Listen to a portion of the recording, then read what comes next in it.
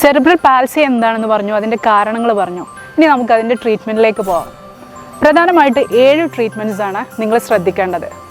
First, എല്ലാ ട്രീറ്റ്മെൻറ്റ്സും തുടങ്ങുന്നതിന് മുൻപ് എത്ര നേരത്തെ നമുക്ക് കുട്ടിക്ക് ട്രീറ്റ്മെൻറ്റ് പ്രൊവൈഡ് ചെയ്യാൻ പറ്റുമോ അത്ര നേരത്തെ നമുക്ക് മാക്സിമം ഡിലേ അല്ലെങ്കിൽ മാക്സിമം ഡിസബിലിറ്റീസ് നമുക്ക് കുറക്കാൻ പറ്റുന്നതാണ്.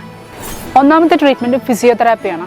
ഇങ്ങനെയുള്ള കുട്ടികൾക്ക് പ്രധാനമായിട്ട് കാണുന്ന ബുദ്ധിമുട്ടുകൾ എന്ന് പറയുന്നത് മസിൽസ് ഒന്നുകിൽ ടൈറ്റായിരിക്കും അല്ലെങ്കിൽ നല്ല ലൂസായിരിക്കും. അതുപോലെ അവരുടെ പോസ്ചർ ഡിഫറൻ്റ് ആയിരിക്കും, നടക്കുന്ന രീതി പാറ്റേൺ വ്യത്യാസം ഉണ്ടാവും, അവരുടെ ബാലൻസ് ഇഷ്യൂ ഉണ്ടാവും. അപ്പോൾ ഇതൊക്കെ കറക്റ്റ് ചെയ്ത് കൊണ്ടുവരണമെങ്കിൽ ഫിസിയോതെറാപ്പി നിർബന്ധമായിട്ട് നമ്മൾ സ്റ്റാർട്ട് ചെയ്യേണ്ടതാണ്. 2, ഒക്യുപേഷണൽ തെറാപ്പി. ഒക്യുപേഷണൽ തെറാപ്പിയിലൂടെ നമ്മൾ ഉദ്ദേശിക്കുന്നത് കുട്ടിയുടെ ഡെയിലി ആക്ടിവിറ്റീസ് ഇമ്പ്രൂവ് ചെയ്യുക എന്നുള്ളതാണ്.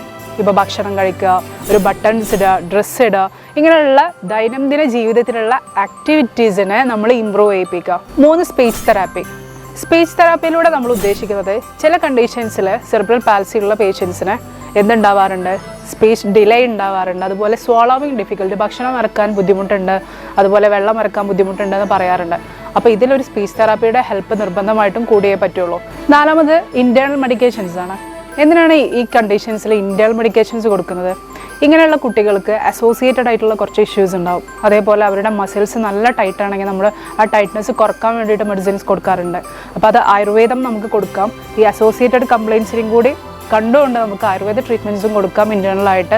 അതുപോലെ മോഡേൺ മെഡിക്കേഷൻസും കൊടുക്കാം. ഇതൊക്കെ ചെയ്ത് കഴിഞ്ഞാൽ പോലും ഒരു സപ്പോർട്ടിൻ്റെ ആവശ്യം കുട്ടികൾക്ക് വരാറുണ്ട്. ഇപ്പം നടക്കുന്ന സമയത്ത് ആ പാറ്റേൺ ഒന്ന് കറക്റ്റ് ചെയ്യാൻ ഒരു എക്സ്റ്റേണൽ ഹെൽപ്പ് വേണ്ടി വരാറുണ്ട്. എക്സാമ്പിൾ പറയുകയാണെങ്കിൽ ഉപകരണങ്ങൾ. അപ്പോൾ ബ്രേസസ് ആവാം, സ്പ്ലിൻ്റ് ആവാം, ക്രച്ചസ് ആവാം, വാക്കർ ആവാം. ഇതിലാണ് നമ്മൾ ഓർത്തോട്ടിക്സ് എന്ന് പറയുന്നത്. അപ്പോൾ ഈ സെയിം ട്രീറ്റ്മെൻറ്റ് ചെയ്യുന്ന സമയത്ത് തന്നെ ഈ കറക്ഷൻസും കൂടി നമ്മൾ ചെയ്യുകയാണെങ്കിൽ മാക്സിമം നമുക്ക് ഇമ്പ്രൂവ്മെൻറ്റ് ഇതുകൊണ്ട് കിട്ടാറുണ്ട്. ചില സിവിയർ കണ്ടീഷൻസിൽ സർജറിയുടെ സഹായം വേണ്ടി വരാറുണ്ട്. അപ്പോൾ പാരൻസ് പ്രത്യേകിച്ച് ശ്രദ്ധിക്കേണ്ടത്, അത് അത്യാവശ്യമാണെങ്കിൽ തീർച്ചയായിട്ടും ഒരു ഓർത്തോപെഡീഷ്യൻ്റെ സഹായത്തോടു കൂടി ആവശ്യമുള്ളതാണെങ്കിൽ തീർച്ചയായിട്ടും അത് ചെയ്യേണ്ടതാണ്. ഇത്രയും പറഞ്ഞ ട്രീറ്റ്മെൻറ്റിനേക്കാളും വളരെയധികം ഇമ്പോർട്ടൻ്റ് ഉള്ള മറ്റൊരു തെറാപ്പിയാണ് റീക്രിയേഷണൽ തെറാപ്പി. കുട്ടിയെ മാക്സിമം സോഷ്യലൈസ് ചെയ്യിപ്പിക്കുക. അപ്പോൾ അതിൽ മാക്സിമം ഒരു കൾച്ചറൽ പ്രോഗ്രാംസിലേക്കും സ്പോർട്സിലേക്കും ഇൻവോൾവ് ചെയ്യിപ്പിക്കുക. ഇത് പാരൻസിൻ്റെ ഭാഗത്തു നിന്നുണ്ടാകുന്ന ഏറ്റവും കൂടുതൽ സപ്പോർട്ട് കൊടുക്കേണ്ട കാര്യമാണ്.